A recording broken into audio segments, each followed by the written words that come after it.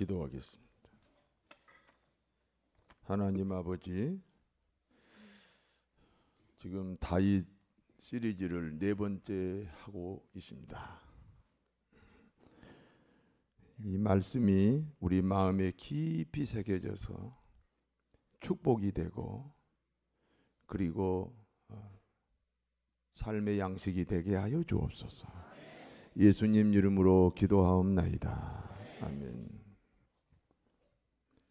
여러분, 법궤 안에는 무엇이 있습니까?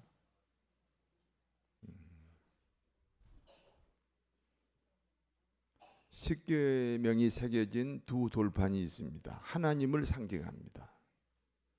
만나가 든 돌 항아리가 있습니다. 예수님을 상징합니다. 그리고 아론의 쌍난 지팡이가 있습니다. 성령님을 상징합니다. 그러므로 법궤는 성부, 성자, 성령을 상징합니다. 성부, 성자, 성령을 한마디로 요약하면 하나님의 말씀입니다. 다윗은 오벳 에돔의 집에 있는 하나님의 말씀인 법궤를 예루살렘으로 옮겨왔습니다. 다윗은 어떤 방법으로 옮겨왔습니까?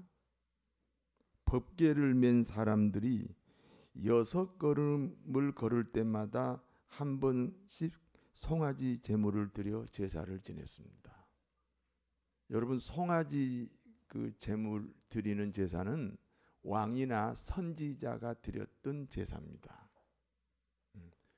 이 평민들은 언감생시 꿈도 못 꾸는 제물입니다. 그런데 그 송아지 제사를 6걸음에 한 번씩 드렸으니 예루살렘까지 얼마나 많은 송아지가 희생이 됐겠습니까? 다윗은 하나님의 말씀인 법궤 앞에서 뛰놀며 춤을 추었습니다. 한 나라의 임금이 법궤가 예루살렘으로 들어오는 것이 너무너무 기뻐서 춤을 추었다는 것은 결국 다윗은 하나님의 말씀을 뛰놀며 춤추기까지 사랑한 사람입니다. 여러분, 하나님 말씀을 사랑해야 합니다. 민수기 16장 32절에 고라 일당이 말씀을 거역하다가 땅바닥이 갈라져 생매장이 됐습니다. 사무엘하 6장 7절에 웃사는 말씀 판단하다가 죽었습니다. 사도행전 20장 9절에 유두고는 말씀 선포 시간에 졸다가 떨어져 죽었습니다. 설교 시간만 되면 조는 집사가 있었습니다. 문제가 생겼습니다. 졸면 안 됩니다.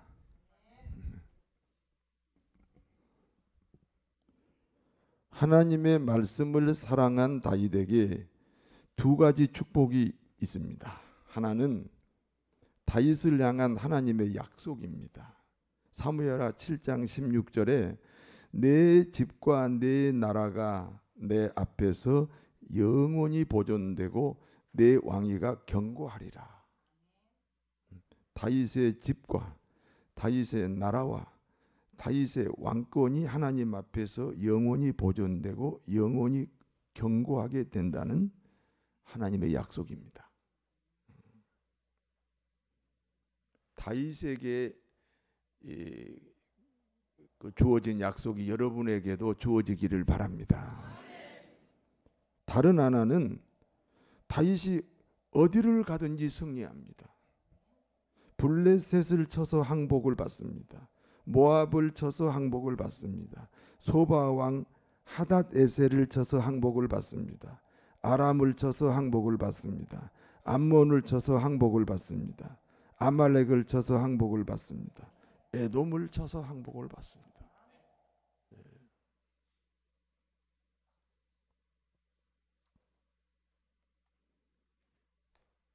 말씀 사랑해서 다윗처럼 승리합시다. 다윗 왕은 하나님의 축복으로 나라도 안정되고 왕권도 견고하게 되었습니다. 다윗은 친구 요나단이 생각이 났습니다.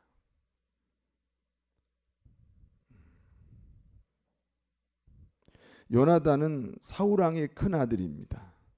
아버지 사울왕이 다윗을 죽이려고 할 때마다 요나단이 구해줬습니다. 사무엘상 20장 17절에 보니까 요나단은 다윗을 자기 생명을 사랑한 것 같이 사랑했다, 그런 말씀이 있습니다. 그런데 그 요나단이 전쟁터에서 죽었습니다. 하나님이 사울 왕으로부터 등을 돌리니까 그 저주가 아들에게까지 미치는 것입니다.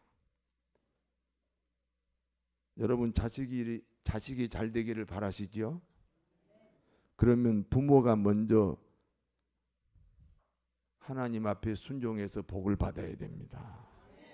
축복도 자식에게 내려갑니다.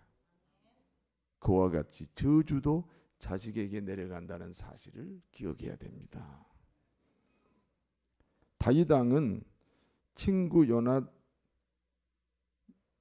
죽었으나 그 자식들의 소식에 관심이 많았습니다. 혹시 살아있는 후손이 있다면 내가 돌봐야 된다. 그래서 수소문을 하게 됩니다. 다윗 왕은 수소문 끝에 사울왕이 살아있을 때 사울왕을 섬기던 시바라는 종을 만나게 됩니다. 다윗 왕이 시바에게 질문합니다. 사울왕의 후손 중에 살아있는 사람이 있느냐? 살아있는 사람이 있다면 내가 그에게 은총을 베풀겠다. 시바가 대답합니다. 요나단의 아들 한 사람이 살아있습니다.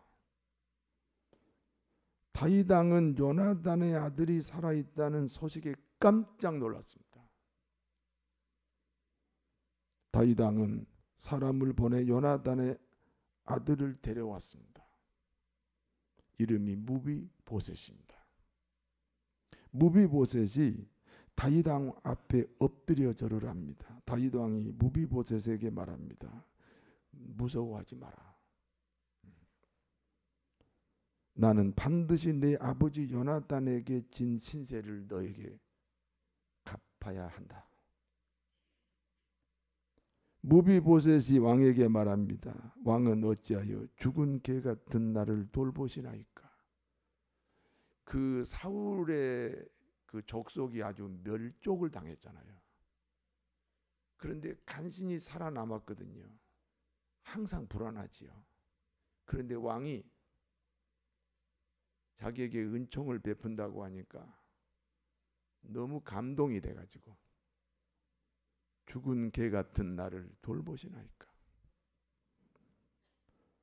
다윗 왕이 무비보셋을 향해 다음과 같이 선포합니다.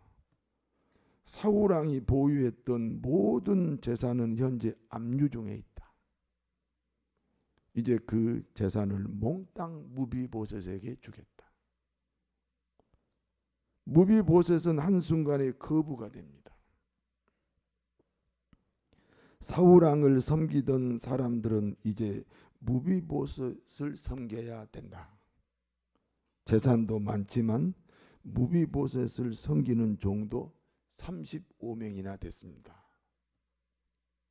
무비보셋은 다윗의 아들들 중에 한 사람처럼, 다시 말해서 이스라엘의 왕자 중에 한 사람 같은 대우를 받았습니다. 그런데 무비보셋은 어떤 사람입니까? 여러분 오늘 본문 한번 찾아보세요. 사무엘하 9장 13절입니다.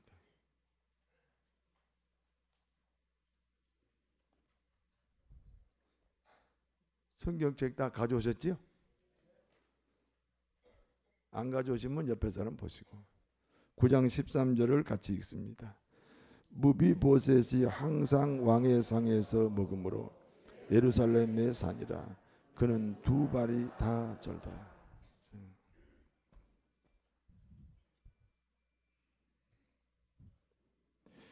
양다리가 부러진 사람입니다.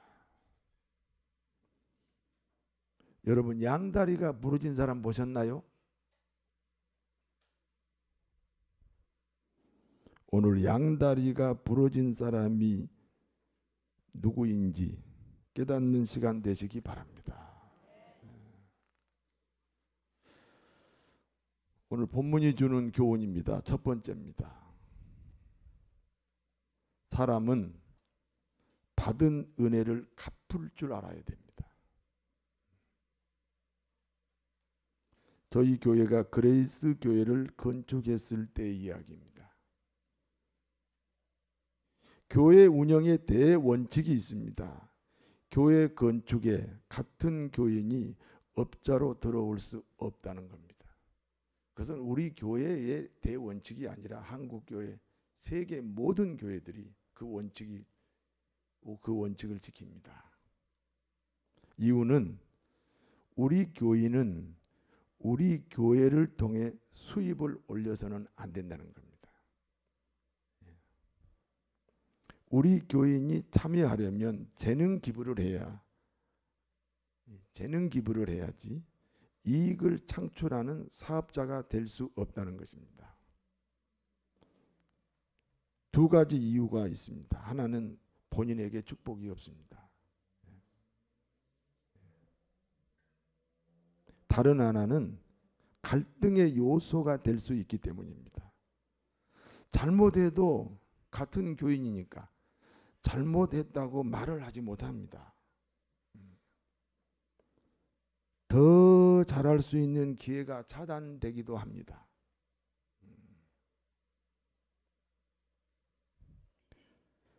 우리가 그레이스 교회 건축할 때 그 원칙을 무너뜨리고 설계를 맡겼던 집사가 있습니다.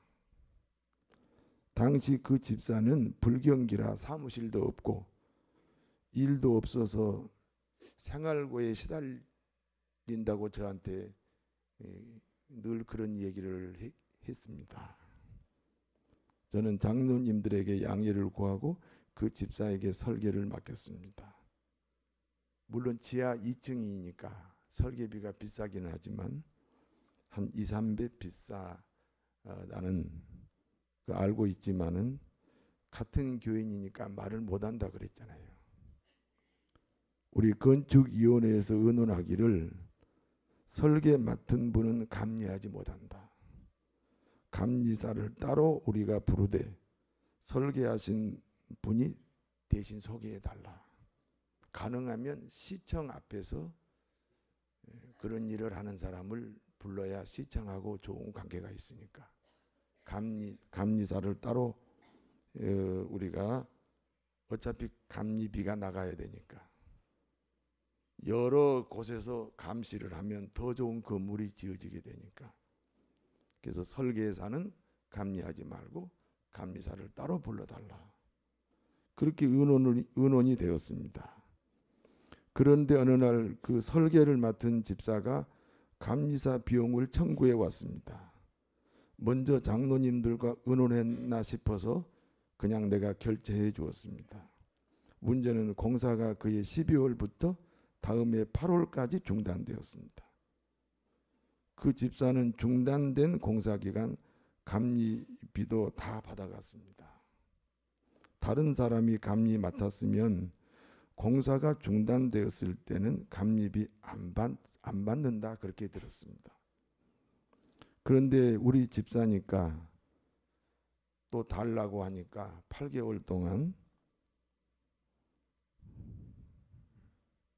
감리비를 모두 받아갔습니다.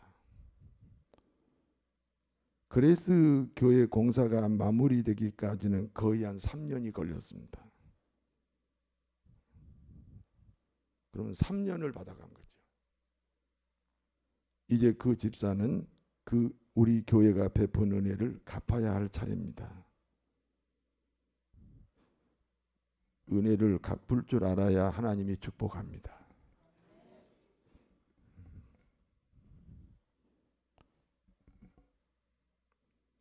성도 여러분, 우리가 무엇 때문에 기독교인이 되었습니까? 로마서 3장 23절. 모든 사람이 죄인이에요. 우리는 어머니 뱃속에 태어날 때부터 죄인으로 태어납니다. 죄라는 것은 하나님하고 관계예요. 사람하고 관계를 허물이라 그러고 하나님하고 관계를 죄라고 그래요. 우리는 죄 때문에 지옥을 가는 거예요. 허물 때문에 지옥 가는 게 아니에요.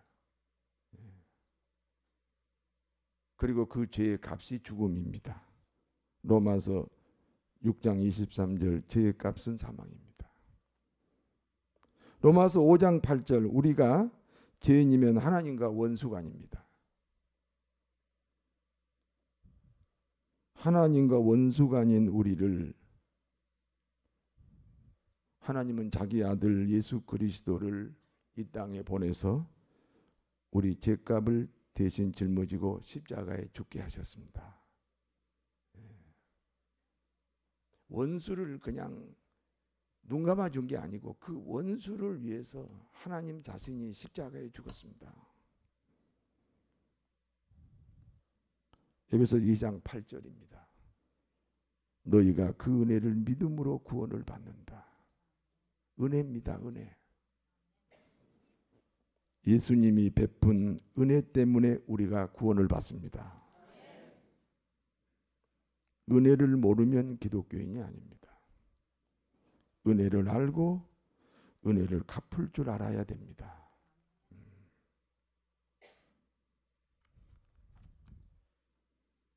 부모님의 은혜, 스승의 은혜, 이웃 간의 은혜, 하나님 앞의 은혜, 교회 앞의 은혜. 은혜를 아시지요?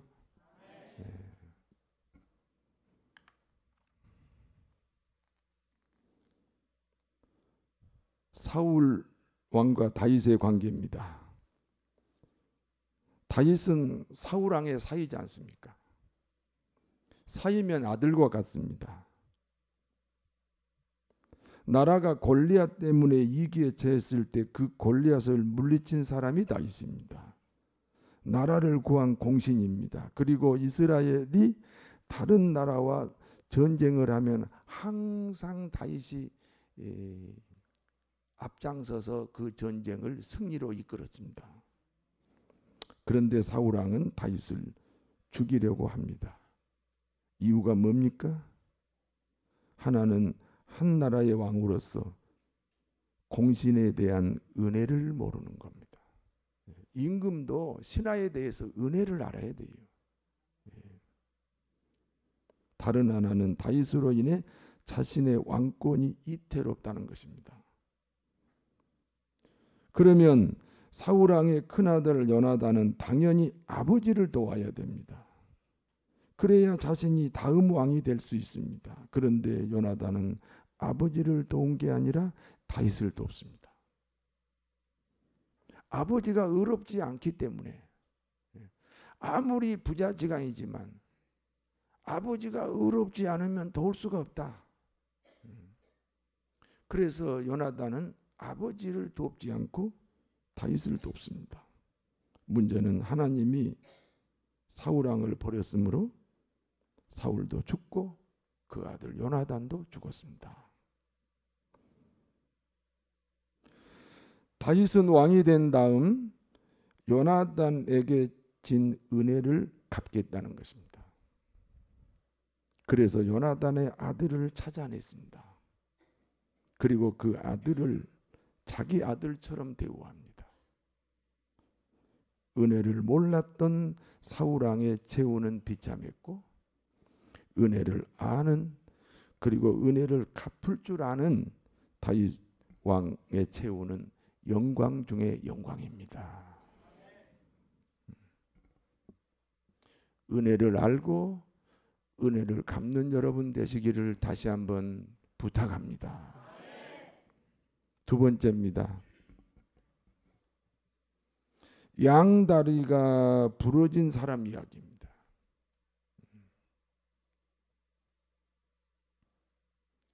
여러분 양다리가 부러지면 걸을 수 있어요, 없어요?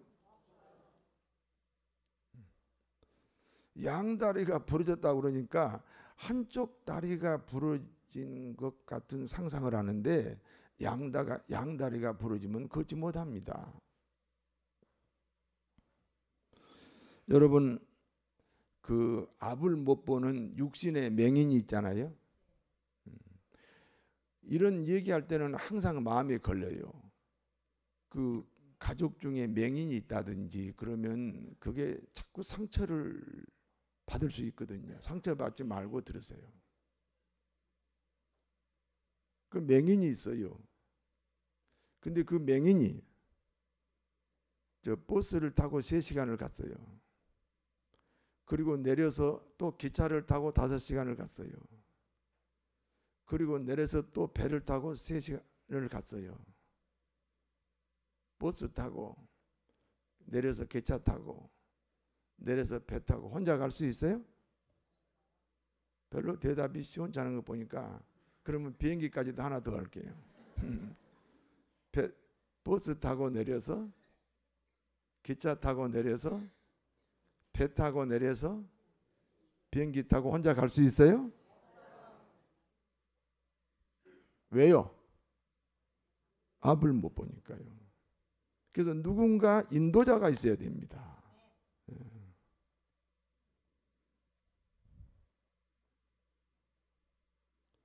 여러분 앞을 못 보는 사람이 혼자 길을 갈 수 없다. 만약에 혼자 간다고 고집하면 어리석어요, 어리석지 않아요? 어리석어요. 그러면 여러분은 미래를 압니까? 여러분은 미래를 모르고 미래로 가잖아요. 앞을 못 보고 스스로 길을 가겠다는 사람이나 미래를 모르고 스스로 자기 인생을 살겠다는 사람하고 무슨 차이가 있어요? 한 치 앞을 아세요? 내일 일을 아세요?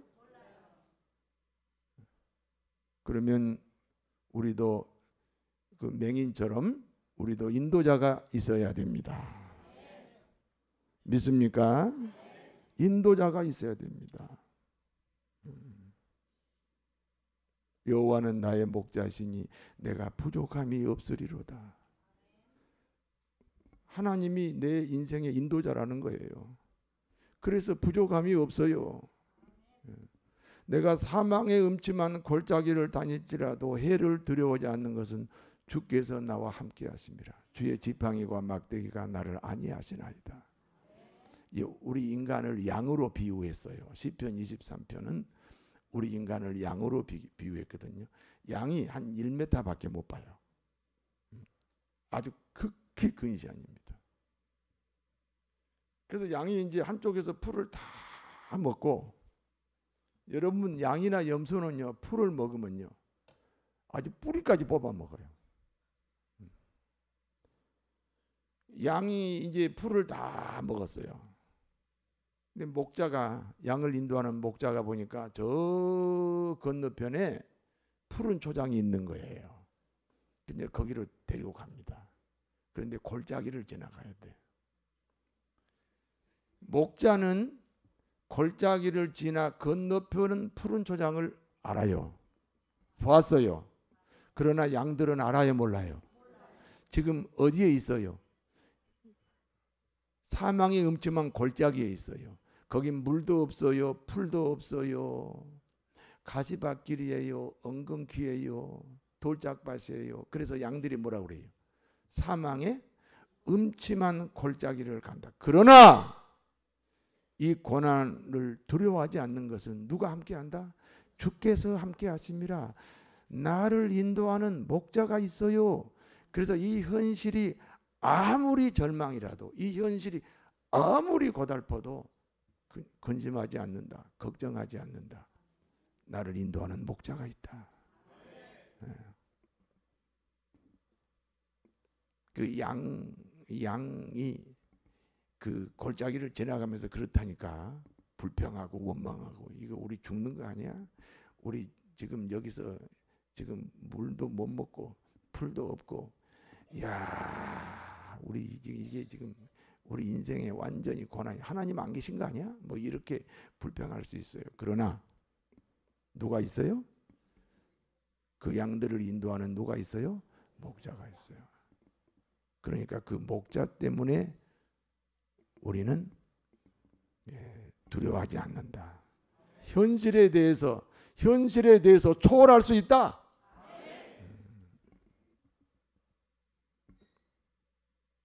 목자이신 예수님이 우리 인생의 길을 인도하시는 줄로 믿습니다.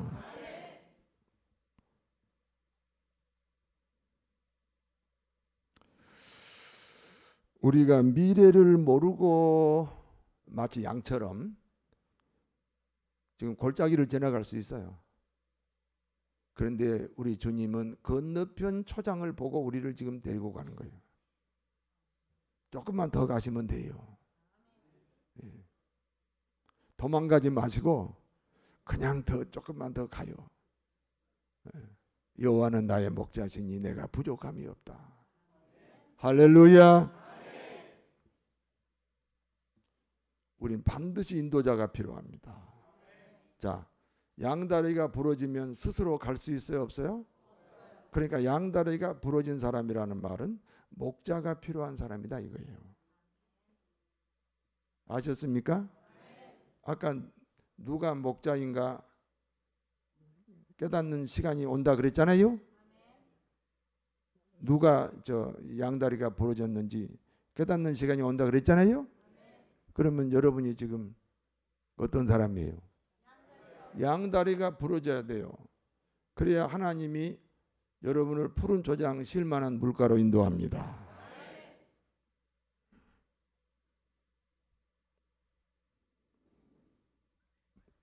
양다리가 부러졌어요. 절대 스스로 자기 인생의 길을 갈 수 없어요.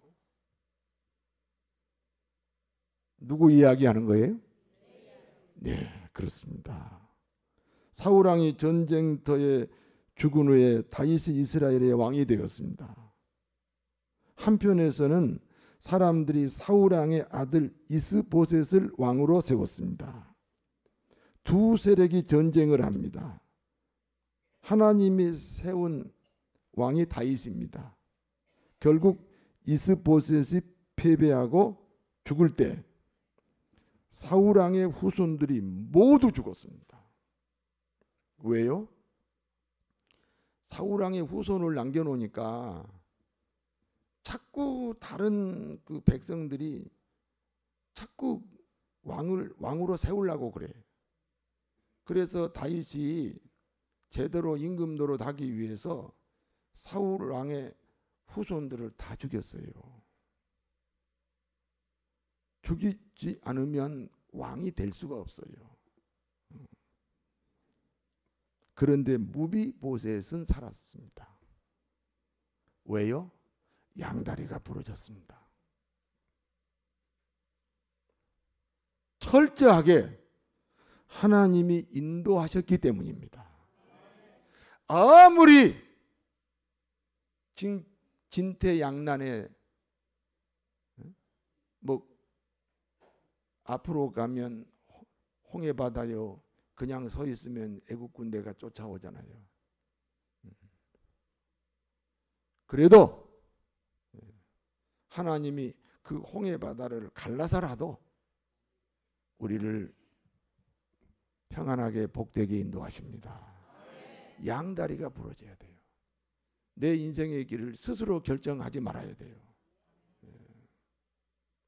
무비보셋이 그래서 살아남았어요. 다 자기 족속이 죽었지만 무비보셋만 살았어요. 양다리가 부러졌기 때문에 살았어요. 철저하게 하나님이 인도하셨다는 사실을 꼭 기억하시기 바랍니다. 결국 할아버지 사울왕의 재산을 다 물려받고 왕자 중에 한 사람이 되어 부귀영화를 누렸습니다. 다윗처럼 은혜를 알고 은혜를 갚을 줄 아는 사람이 됩시다. 무비보셋처럼 양다리가 부러져 주님의 인도를 받아 주님이 주시는 풍성한 삶을 누리시기를 진심으로 축원합니다. 기도하겠습니다. 하나님 아버지,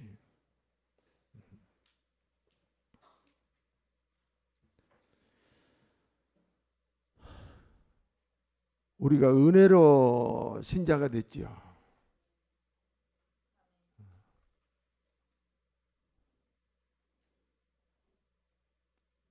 그러면 우리도 이제 은혜를 갚아야지요.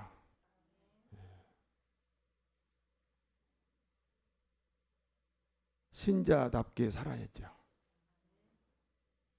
양다리가 부러져야죠. 하나님이 인도하는 길은 불가능이 없습니다. 자기가 스스로 길을 가다가 나 넘어지지요. 자기 인생 자기가 결정하다가 다 쓰러지지요. 무비보셋은 다 죽어야 하는 운명, 살아남지 못하는 조건이지만 두 다리가 부러져서 살았습니다. 하나님, 나를 인도하여 주옵소서. 내 인생을 주님께 맡깁니다. 그래서 이 믿음으로 승리하는 저희들 되게 해 주옵소서. 예수님 이름으로 기도하옵나이다. 아멘.